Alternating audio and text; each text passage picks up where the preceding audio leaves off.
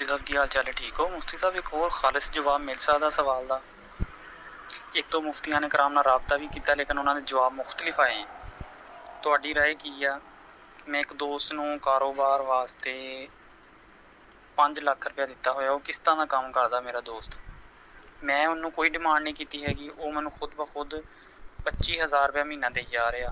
میری انہاں یہ گل طے ہوئی ہے کہ جدوں میں کہ کوئی رقم واپس لینی ہوگی نا، میں 1 سال پہلاں تینوں دساں گا۔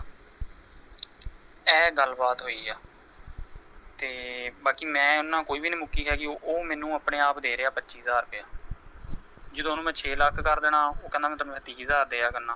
باقی وہ کام کس طرح کردا ہے اوریجنلی گل پاکستان کیا یہ سود آ حلال آ کی چیز ہے؟ یہ بارے کوئی روشنی ڈالو تو اتھینٹک میرا دل نوں بس سکون جہا نہیں ہے۔ جی وعلیکم السلام ورحمۃ اللہ وبرکاتہ۔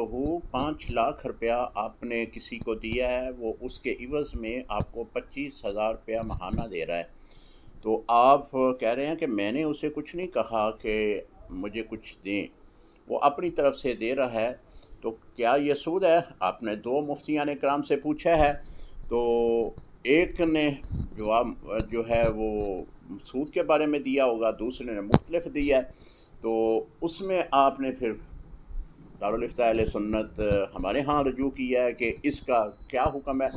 یہ تو بہت واضح مسئلہ آپ نے بیان کیا ہے، اور اس مسئلے کا جواب یہی ہے کہ یہ سود ہے۔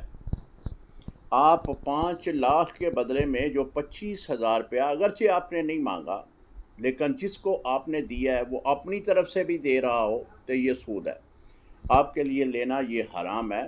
ہاں، اس کے جواز کا طریقہ آپ اپنا لیں، آپ 5,000 روپیہ اس کو دیں کہ یہ اپنے کاروبار میں استعمال کر، اور جو بھی نفع ہوگا وہ آپ 5 لاکھ کے بدلے میں جو میرا نفع آئے گا مجھے دے دیا کرے، مختص نہ کرے، تو وہ کاروبار میں شامل کر لیں 5 لاکھ روپیہ، تو جو بھی اس کا نفع آئے وہ آپس میں جو 5 لاکھ کے حساب سے آپ تقسیم کر لیا کریں، یہ شرعاً جائز ہے۔